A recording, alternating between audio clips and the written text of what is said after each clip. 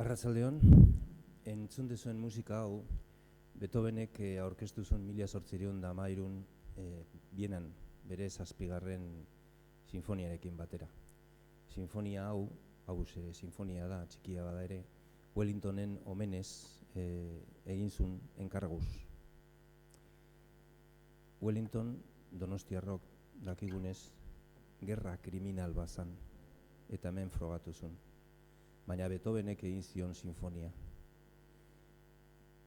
Irabazleek dazkate sinfoniak, izena handia eta historiak haietaz hitz egiten digu. Egun, Eusko Jaurlaritzaren hezkuntza saila Wellington kalean dago Gasteizen. Guk ez dugu hemen kontatuko istorio hau, irabazleen ikuspuntutik. Galtzaile eta sufrimendo pairatu zuten donostiarren begietatik begiratuko dugu hori guztia. Mila esker etortzeagatik. Mila esker etortzeagatik, hondartzan ordez ona etortzeagatik, freskoago gaude hondartzan baino, hori bai. Eta Fitok esan duen moduan, historia, literatura eta musika uztartuko ditugu saio honetan. Fitok eta biok irakurriko ditugun testuak 2013an gutxi gora bera idatziak izan ziren edo argitaratuak Utrioskoe Baskoniae argitaletxean, baina erantziko diegu ingelesez idatzitako hainbat testu. Zergatik? Bueno, Wellington etxaila, gure etxaila baldin bazan, ingelesak hemen egon baziren, nolakoa zen beren arima, nolakoa zen bere kultura. Galdera horiek poesiaren bidez erantzuten saiatuko gara. Eta horretarako, eskertu nahi diot Edorta etortzea, Nafarroako zubietatik hain zuzen ere etorri delako, naiz eta bera Gipuzkoako zubietan jaioa den. Guretzat plazerra eta hori da berarekin egotea. Aurkezpen, baina hobe da berak bere burua aurkezten badu eta eta kantu baten bidez egingo du, eta lehenengo aldiz euskaraz entzungo den kantu baten bidez.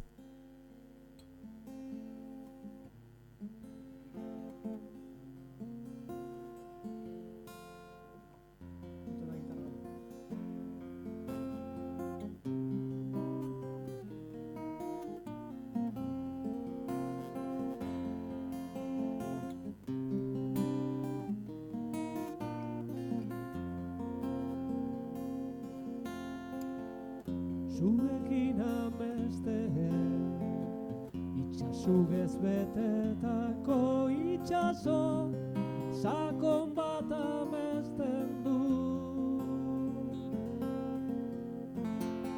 Garden eta luze, beren erraietan maitasunari, ostutako adakuz.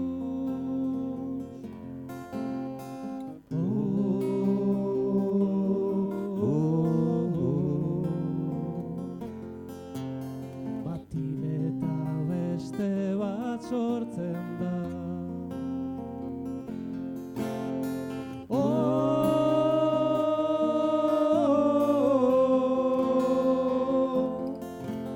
Infernu latza bere barnean.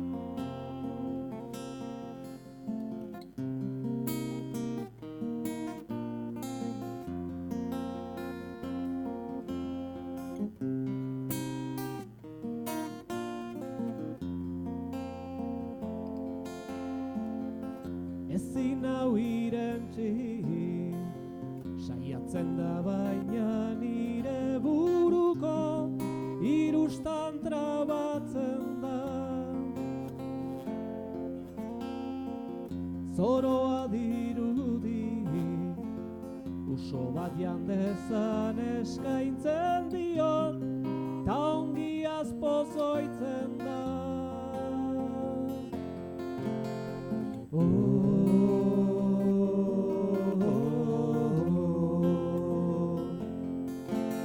Batileta beste bat sortzen da.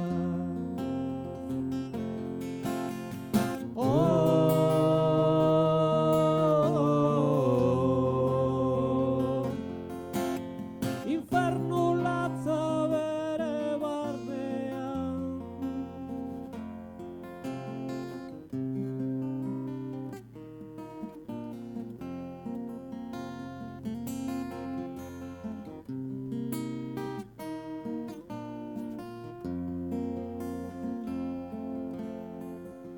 Honek irentzi nau, eta ez darritik bera noala, urrena asomatzen du.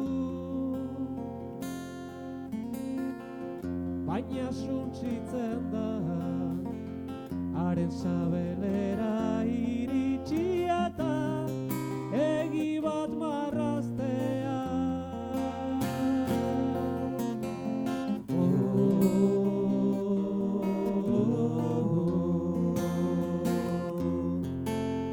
Batileta beste bat sortzen da.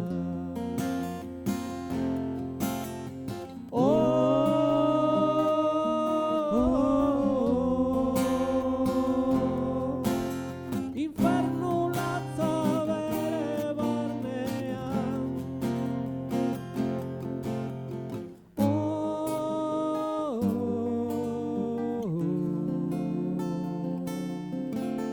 Batileta beste bat sortzen da.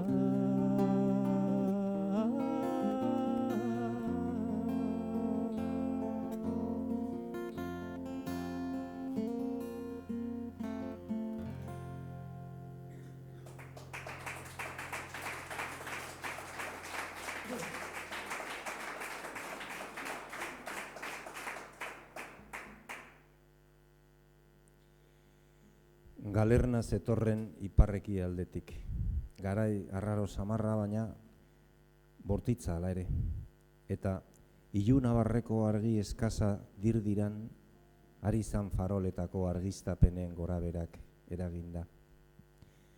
Grisa argia, gris marengo bihurtuta, grisia, metal urdindua, eta argindarraren etenak. Bat-batean gau, argi iluna ondoren. Autobusetako geltokiaren ondoko panelean, Donostia Trabanikik ageri zitzaidan irakurgai. Eta gero, deusez. Donostiako tranbia konpainia azaldu zen argindarra itzulitakoan. Donostia erre eta sontzitu zuteneko bigarren mendeurrena ari izan gogoratzen urte hartan. Zerk lotzen du gure Euskal Herriko Donostia eta Bosniako Travnik orain? Eta duela 200 urte? Zer dela eta galerna iluna barbatian Donostia Travnik irakurri nun nik askatasunan ibildabilaen erdien nengolarikan? Ba, ipuinak kontatu ezin dituztenei izenburua zeraman urte hartako Donostiako zinemaldiko sail ofizialean aurkeztutako film bosniarrak. Bortza nagusitzen denean, nekez adieraz daiteke ezer. Eta ura dute elkarrekin, besteak beste, Donostiak eta Travnikek, Euskal Herriak eta Bosniak. Orain dela 20 urte eta duela 2 mende. Eta horretaz hitz egiteko eta idazteko zailtasunak. Gaur egungo Donostiak eta duela 200 urtekoak. Zer dute komunean? Edortak aipatu duen itsasoa, baina zer gehiago? Nola ikusten gaituzte? Nola ikusi gintuzten duela 200 urte? Poesiari galdera hori egiten badiogu, adibidez, espainiarrez, gaztelaniaz idatzitako poema hau datorkitko gora. Miguel Dors, poeta espainiarrak, idatzitako poema batean, San Sebastian tan xik y tan jatorra irakur dezakegu. Deskribapen interesgarria, topiko bukolikoz inguratuta ikusten duzuenez. Askotan poemak beste poema batetik abiatzen dira eta hala gertatu da irakurriko dudan lehenengo poema honetan. Miguel Dorsen poematik abiatu nintzen eta 2013an honako hau idatzi nuen. Nolabait mendeurrenez aparte beste hainbat gauza gertatu baitziren Donostian 2013an. 1813, 2013.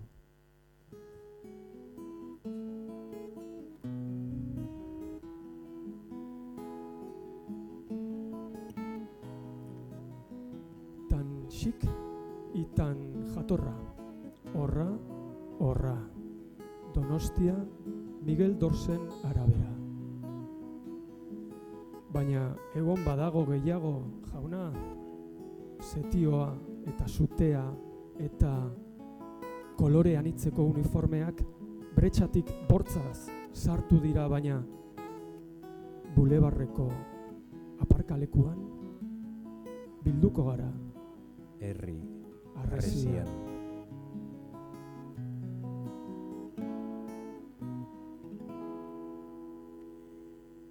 Oinazea, minik izan ez du inork nahi. Alamena eta sufrimendua ez dira gauza bera. Oinazea, minaren bizipena baita. Eta haren herentzia da sufrikarioa, pairamena, eramankizuna. Oinazeaz, jakin mina, minaren jakintza bilaka daiteke. Mina interesgunea, oinazea jakingura. Bizigrina, bizigogoa da. Oinazeak mututu egiten gaitu, itxu bihurtu eta entzumena kaltetu. Zorigaizpekoak arrangura galerazten dio bizitzaren bizierari. Oinazearekin batera dena galtzen baita eta min duen landare bat bilakatzen gara. Oinazeak egiten gaitu, baina zer egiten dugu oinazearekin? Ikaragarria dena bizitza da eta bizia galtzea. Baina hau ez da baieztapena, galdera baizik. Zer egiten dugu oinazearekin? Abiapunta, kezka dugu. Kesa da abian. Hurrengo poemaren abiapuntua ez da beste poema bat, baizik eta bizita bat. San Telmo Museoari bizita bat, hain zuzen ere, 2013an egindakua. Han gogoratuko duzuenez, Bake Ituna izeneko erakustokia antolatu zuten, eta han gogoratzen naiz bandera asko jarri zituztela eta maketa bat, hau, ikusten duzuna, hau. Eta baita ere, goratzen naiz, artista batek antolatu zuen tailer batekin, trapuekin eta paperrekin tapizak egiteko. Eta bizita amaitutakoan, elementu horiek guztiak bildu ziren eta Xavier Leteren doinu batekin nahastu ziren, honako habanera hau sortuz. Zuen baimenarekin, hiruron artean egiten saiatuko gara.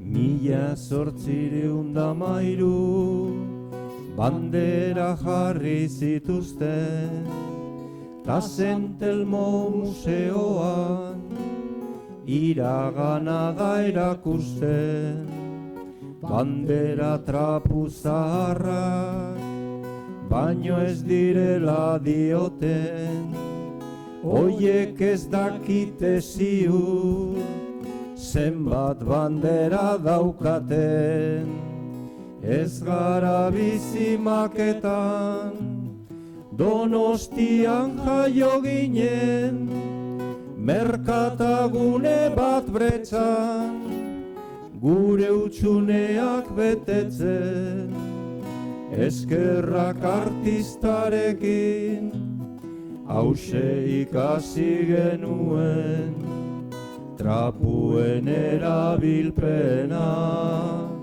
gure geroa ehuntzen.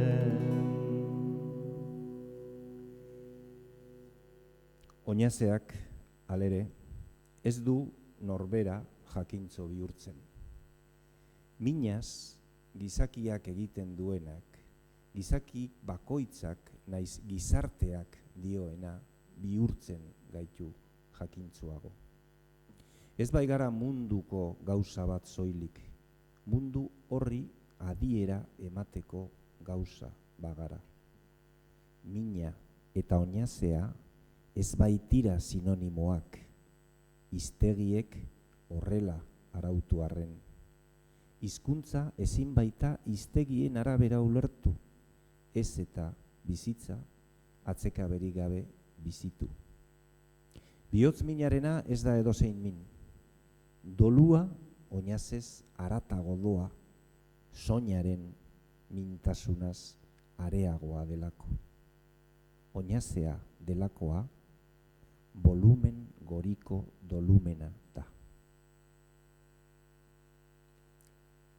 Itsasoa importantea da, irakurraldi honetan, agertu da Edortaren lehenengo kantuan, baita sua, baita sugeak ere, eta horiek ere agertuko dira urrengo poeman.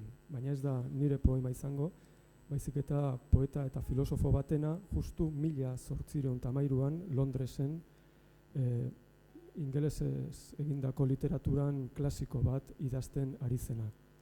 Samuel Taylor Coleridge, eta idatzi zuen poema luze eta garrantzitsu hura zen Marinel Zaharraren balada. Agian Fitok ezagutzen du nik baino beto nola itzuli zen poema hori. Bueno, kartzelan geunden, Joseba Sarrendiarekin eta bueno, ibiltzen zen nola bersio ezberdinak pasatzen, hor geundenen artean, hor Mitxel Sarazketa eta beste batzuk bat zeuden, eta bueno, azkenean hola finkatu zen betiko Koleritzen bersio hau.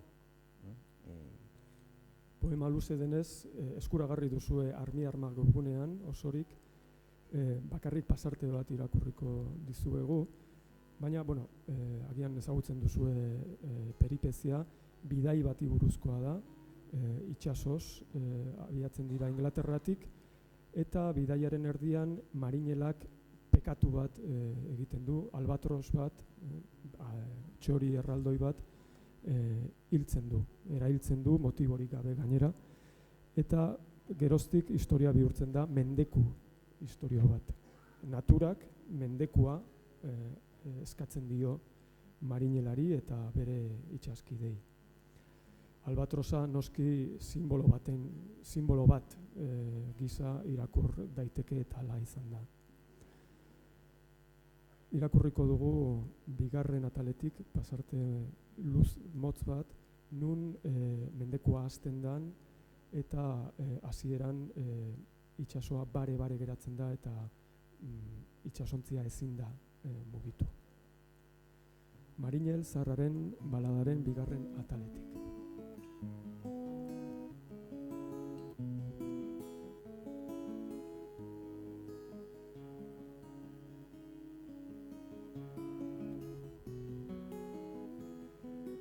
Egunik egun, trabaturik geratu ginen, haizerik ez, ikidurarik ez. Itsasontzi pindatu bat, ozeano pindatu batian bezain alferrik. Eta albatrosaren heriotzari zegokion mendekua hasi zen. Ura, dena ura inguruan, eta oholak kizkurtu egiten ziren. Dena ura inguruan, eta tanta bat ere ez edateko. Itsaso sakona ere usteltzen ari, ai jainkua, alakorik zitekenik ere. Bai, izaki likitxek bere noiak, itsaso loi aretan arrastatzen zituzten. Biraka, larri eta errime, argi txakurrek dantzan egiten zuten gauez. Eta ura, sorgin oliolez, suak hartzen zuen, berde eta urdin eta zuri.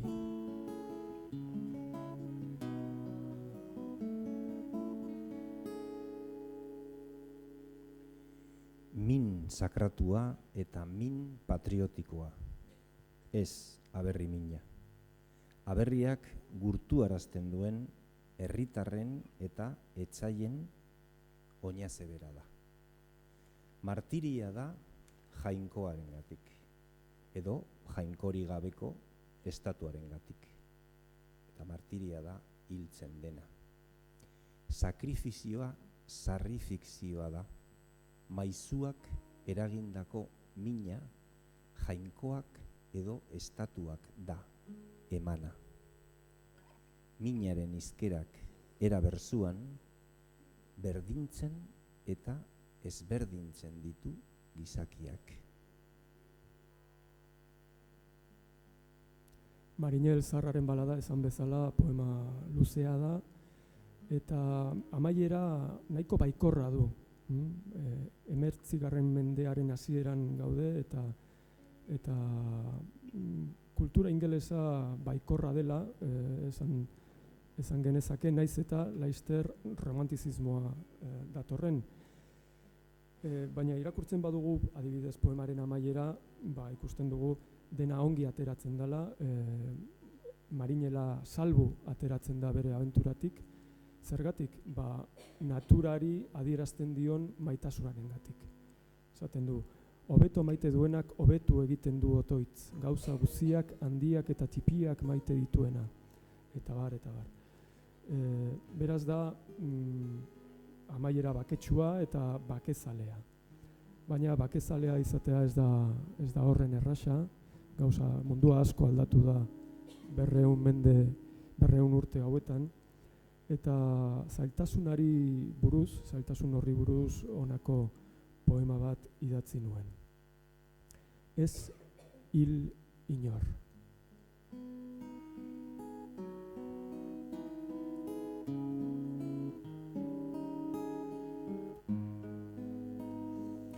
Ez hil inor. Erraz da esaten, baina dena hil egiten da, zerbaiten ondorioz betidanik.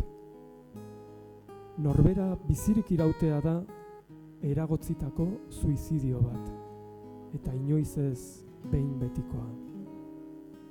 Bereari eutsiko balio, organo bakoitzak hilko zintuzke. Ez dut inor hil, erraz da esaten, baina gerokoak ikusi. Ez hil inor.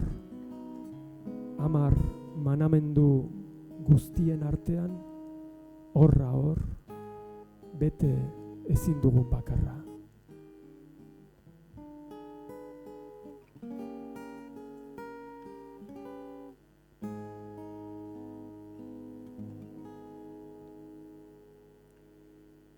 Oinazeak irakasten aldu, jakintza bide alda, erlijioak edo filosofiak esan bezala. Ospitaleak aldira fakultateak eta elizak. Bihotzerreak bazkari gozoak baino jakinduri gehiago eskuratzeko balio aldu, edo tabiak batera doaz ezin bestean. Ez eta ez. Minak ezin baitu baleko hausnarketa behartu.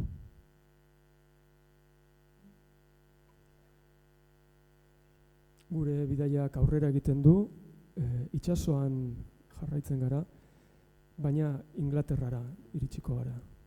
Nora eta Dover izeneko hiria, portua eta itsaslabarrak oso famatuak, pare-parean Frantziako kostaldea dutelako. Han, 1851an, poeta bat, Matthew Arnold, poeta honek poema famatu bat idatzi zuen, Dover Beach, Doverreko hondartza. Gainera, itsasoak badu zeresan handia Donostiko errekatearekin.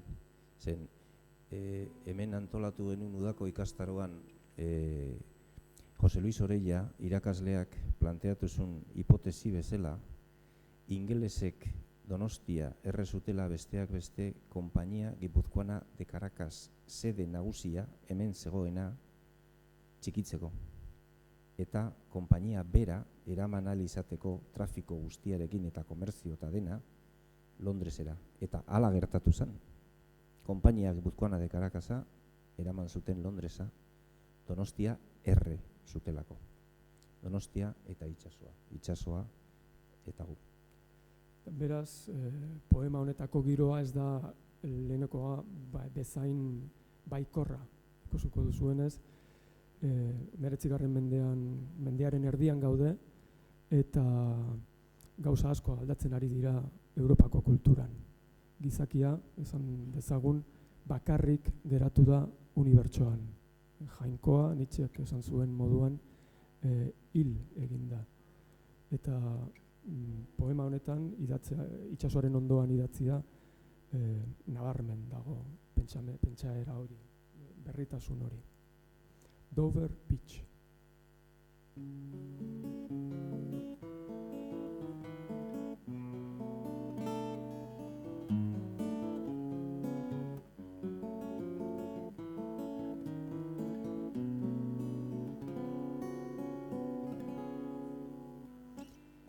Itsasoa bare dago gaur gauean, marea gora, ilargia eder itsasarte gainean. Frantziako aldean argiak dirdirka desagertu egin dira. Inglaterrako itsaslabarrak zutik daude, errainu eta zabal, badia lasaian. Zatoz lehiora, hau haize gozoa gau honetakoa. Itsasoak ilargiak zoarditutako lurrarekin topo egiten duen beach lerrotik entzun. Horra, arribilen horro karraskaria. Olatuek mugitzen dituzte aurrera, atzera, itzuleran, goiko adarrera jaurtiz. Hasi eta bukatu eta berriz ere hasi, segida dardaratian gutxitu egiten da. Tristuraren nota eternoa ekarriz. Sofoklesek aspaldi entzun zuen Egeo itsasoan, eta giza miseriaren goraberak ekarri zizkion gogora. Pentsamenduaren doinuan ere aurkitzen dugun iparreko itsaso urrunetik abituz. Fedearen itsasoa ere lurraren ertz borobila inguratuz, bete-betean zen noizbait. Hor datza, diadema dirdiratsu bildua bezala. Baina orain, soilik entzun dezaket bere horro malenkoniatxu luzea, atzerantz eginez, gau haizetarantz, egi monotono zabaletaratz, eta munduaren harri biluzietarantz. Oi maite, izan gaitezen benetako elkarrekiko, amets lurralde baten modura datzan gure munduak, horren ugaria, horren ederra, horren berria, ez du ez bozkariorik, ez maitasunik, ez argirik, ez ziurtasunik, ez bakerik, ez laguntzarik oinazearentzat. Eta hemen gaude, lautada laiotzean legez, alarma eta haize eraso nahaziz inguraturik, gauez armada ez jakinek talka egiten duten bitartean.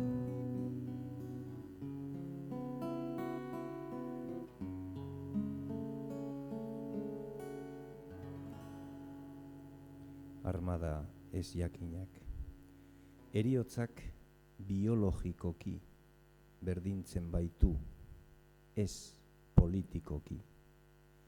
Irabazleen oinazea eta galtzaileena ezin baitira berdinak izan.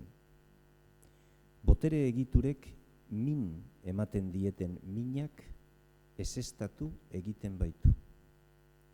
Botereak ezin du onartzen ez dituen miniz galderarik onartu.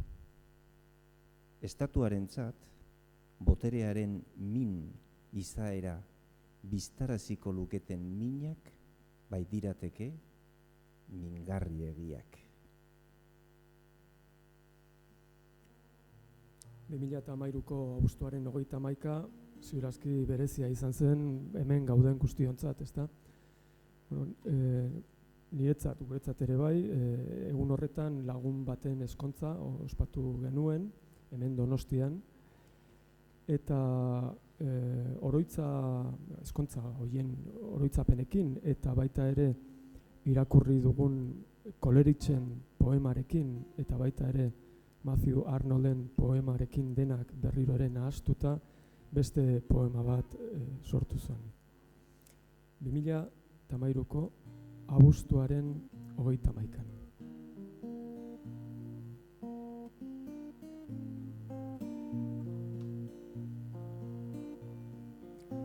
Hemen ere armada ez jakinek talka egiten zuten bitartean gauez eta egunez bazegoen uraren gainean eta zeruaren azpian hiri bat, non gaur ezkontza bat ospatu den. Ezteietara gonbidatuak, kainoikadak, uniformeak, zaldiak eta kazetariak, dena bat eginda Donostian, eta arresia zegoen tokian utxune bat dago, bulebarra. Duela 200 urte ere, norbaitek ikusi alzituen Doverreko labarrak ulian, errainu eta zabal, itsasoak tristuraren nota jo alzuen hiri arrotza erditzen zela, bikoteak hiriak bezala ezin dira guztiz berreraiki, zerotik beti baitago ezer delakea, dela behelainoa, sutea edo euriaren zentzua, gurean iraganak utzita. Hondartza tapiza bihurturik, hiria zabalik agertzen da, etxeak erakusten dizkigu, urrezko erlauntz erraldoien antza. Zutik daude, badia lasaian, maite duguna ateratzeko prest. Eta horrelakoak behar ditugu, elkarrekiko izan gaitezen, benetako. Olatu talka bat, azula, berde distiratsua, marinel zaharraren baladan, edo egindakoaren uberan.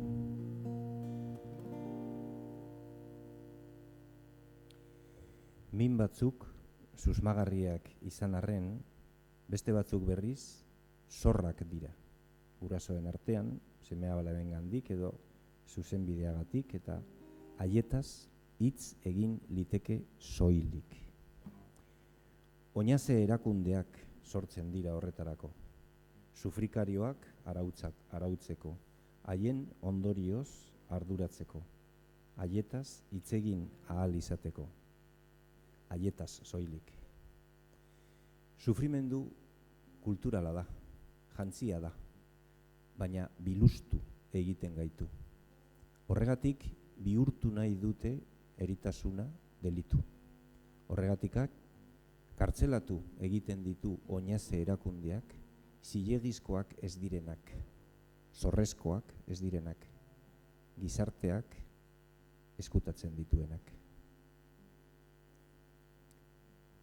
Ezkontza hori eta gero gogoratzen naiz biharamuna euritsua izan zela. Festaren ondokoa badakizu, tristura, malenkonia. Eta egun horretan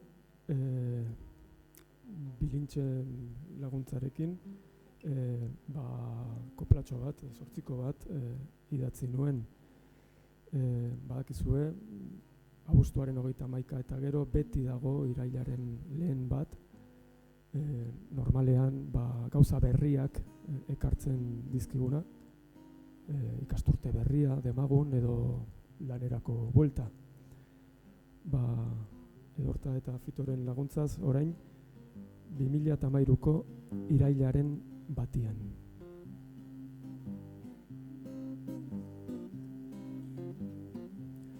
Abuztuaren 31an hasi oida kontaketa, eta geroztik neurtzen ditut urte akademikoetan. Irailepelak udaren zua azalari itxatxia, zirimiria zapaltzen digu udazkena Donostian.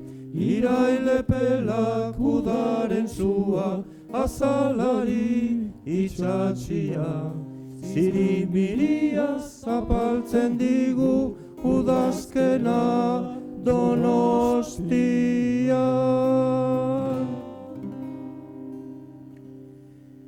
Zuzenbideak egurtzen duenean ez dago bide okerragorik zuzenbidea baino.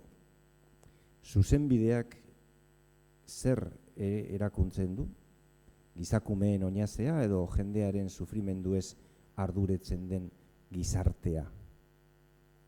Erakundeak hotzak bezain gogorrak direlako eta ez dakate bihotzik. Erakundeak zurrunak direlako eta latzak eta gogorrak. Gizartea iraunarazteko eta oinaze batzuk zilegiztatzeko. Oinazea gizartean modu ezberdinan banaturik egon arren edo oinazea gizartean modu ezberdinean banaturik dagoelako, zuzenbide debekatua izaten da gizartearen parte batentzat. Zuzenbidea min hautagaia da. Oinaze batzuk ikusten ez dituela, baztertzen dituela, erbesteratu eta okertzen dituela. Zigorrak ematea, min eman, ahal izatea da zuzenbidearen funtsa. Zigorra, zorra ordaintzeko baita bilakatzen du eta bilatzen du zuzenbideak mina. Zuzenbideak mina legalizatzen du, okerrak zehaztuz, zorrak neurtuz, ordainketa modua aginduz. Mendekuak ezabatu nahi ditu zuzenbideak eta errua deserrotu. Gaur egun, arrisku gizartean, min emaileari ez zaio antzematen. Gaur egun, gizarte aurreratua da, mundu garaikidea, eta minari diruz ordaintzen zaio. Gaur egun, da geroa. Gaur esan dut ingelesak hemen egon zirela Donostian 1813an, baina hori ez da guztiz egia, ingelesak egon ziren bai, baina baita Irlandarrak ere, baita Eskoziarrak ere, baita Portugesak ere, eta bar. Eta hau prestatzen pentsatu genuen, nola sentitzen da, nolabait, bere herritik urrun dagoen gudari bat besteen gerra batian. Eta galdera horri erantzuna ematen digu beste poema batek. Irlandar batek idatzia, William Butler Yeats. Berarekin 20. mendera iritsi gara, eta beste gerra batera, hain zuzen ere, lehen mundu gerran gertatutako benetako pasadizo bat kontatzen duen poema bat irakurriko dugu. Ikusten den, hau Yeats da, grafiti batian, eta berak idatzitakoa, education is not the feeling of a pail, but the lighting of a fire. Hezkuntza ez da pozala bat betetzea, baizik eta su bat piztea. William Butler Yeatsen poema famatuarekin, berriro ere Joseba Sarrinandiak itzulia, agurra, gure agurra egingo dugu, baina hizkuntzak garrantzitsuak dira denontzat, eta euskaraz hau egin dugun arren nahi genuen nolabait, poeta guztien hauen hizkuntza ere presente egotea. Beraz, nik irakurriko dut jatorrizko poema ingelesez, eta gero Fitok euskarazko bertsioa, Sarrinandiarena, eta bukatuko dugu Edortak egindako bertsioarekin. An Irish airman foresees his death. I know that I shall meet my fate somewhere among the clouds above. Those that I fight I do not hate. Those that I ward I do not love. My country is Kiltartan Cross. My countrymen Kiltartan's poor. No likely end could bring them loss, or leave them happier than before. Nor law nor duty bade me fight, nor public men nor cheering crowds. A lonely impulse of delight drove to this tumult in the clouds. I balanced all, brought all to mind. The years to come seemed waste of breath, a waste of breath, the years behind. In balance with this life, this death.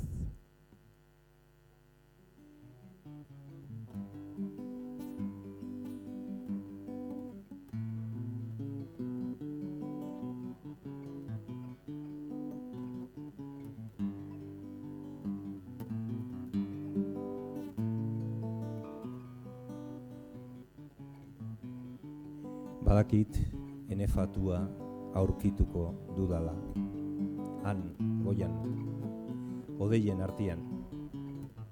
Ez diet erasotzen ditudanei gorroto, ez ditut defendatzen ditudanak maite. Kiltartan Cross da ene herrialdea. Kiltartan aldeko pobreak dira ene erkideak. Ene eriotzaren abisuak ez die haiei deus kenduko. Ez die lehen baino zorion gehiago emango. Ez ninduen borroka honetara bultzatu ez legeak, ez egin bideak, ez gizon publikoek, ez populuaren zaratak. Atzegin joera bakarti batek ekarri ninduen odeian arteko iskanbila honetara. Balantzan ipini nun guztia, bere garrantzia kalkulatu, etortzeran zeuden urteak arnasa utzala ziren joandako urteak. Bizitza honekiko balantzan, heriotz hau.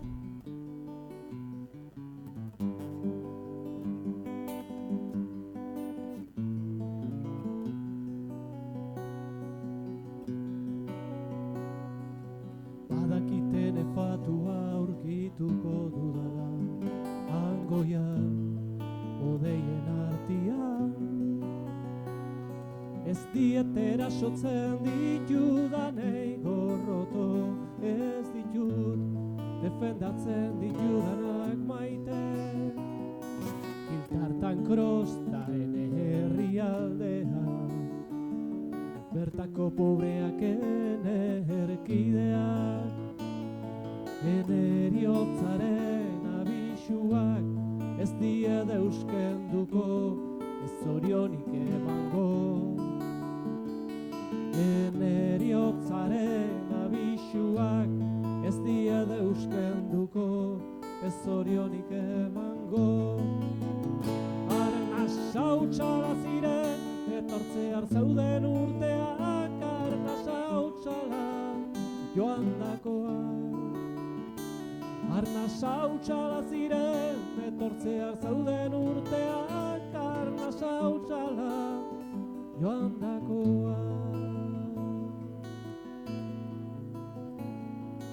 Ez ninduen burruka honetara bultzatu, ez legeak, ez egin bideak. Atsegin joera bakarti batek, ekarri ninduen iskanbila honetara.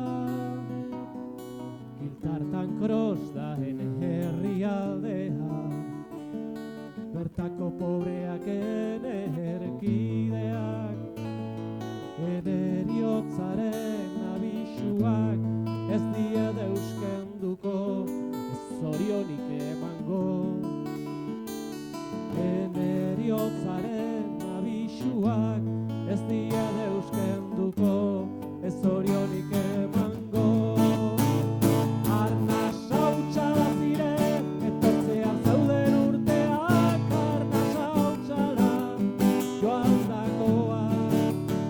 Arnas hautsala ziren, etortzear zeuden urteak, arnas hautsala joandakoak.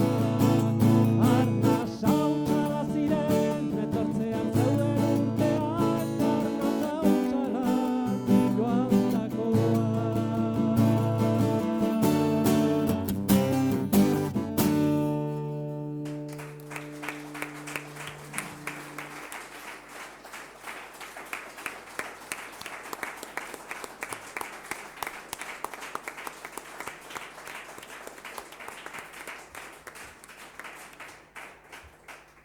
Bueno, mila esker eta hurrengo arte. Gure aldetik gehiagorik ez, baina agian elkartetik zerbait gehitu nahi baduzue.